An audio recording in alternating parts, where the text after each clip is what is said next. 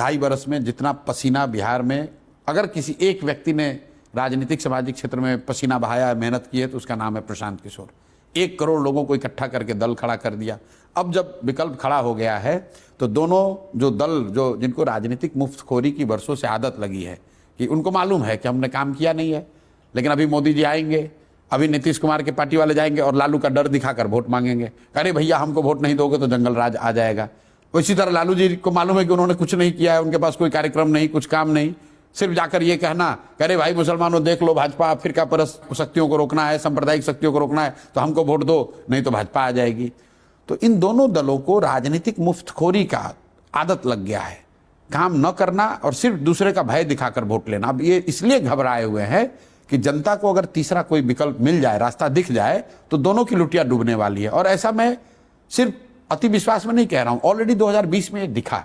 2020 में चिराग पासवान ने बिना किसी तैयारी के चुनाव के 10 दिन पहले कुछ लोगों को इकट्ठा करके 100 सीट पर चुनाव लड़ा दिया।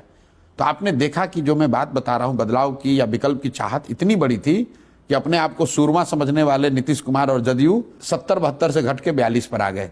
लेकिन उसका दूसरा भी देखिए, साथ में भाजपा वाले भी लड़े, उनका देखिए दशा। लोगों को लगता है कि सिर्फ जदयू की सीट कम हुई, ऐसी बात नहीं है। भाजपा का स्ट्राइक रेट भी 90 से घटकर 60 हो गया, क्योंकि जब पिछली बार नीतीश और भाजपा साथ में लड़े थे 2010 में, तो 101 सीट में भाजपा 91 सीट जीती थी।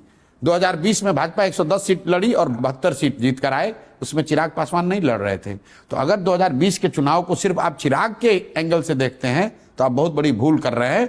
मैं 2020 का चुनाव देखता हूं कि जनता एनडीए से ऊब चली है, धीरे धीरे ऊब हो गई है, सुशासन का पोल खुल गया है, लेकिन उस समय वो तेजस्वी को भी, जंगल राज को भी वापस नहीं लाना चाहते हैं, तो इनको नीचे कर दिया, हटाया नहीं। इस बार जब जनसुराज का नया विकल्प उनको दिखेगा तो इन दोनों को, इनको तो हटाएगी और जंगल राज को वापस लाने का तो सवाल ही नहीं पैदा होता।